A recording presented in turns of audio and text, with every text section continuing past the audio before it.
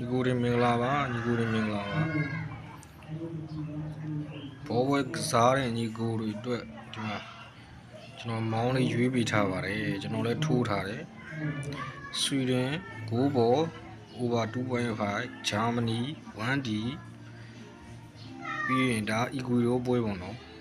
over 3ပါ over 3 ယူပါပြီးရင်အောက်က MRE ရာစပိန် play off ပွဲပါစပိန် TV က play off တန်းတက်ဖို့အတွက်အဲ့ဒါ over 2.5 ပါ 1AB BET မှာအဲ့လေးသိန်းမောင်းထိုးထားတယ်ငယ်ကျွန်တော်လည်းအဲ့ဒါထိုးပါမြန်မာဝင်ကျင်တဲ့ညီကိုတွေကတော့ကမ္ဘာဗလာဘောလူပွဲဒီမြန်မာကြီး3သိန်းကျပ်ပါတညသာဝယ်ကျင်တဲ့ညီကိုတွေအတွက်ကတော့တညသာ3000ကျပ်ပါ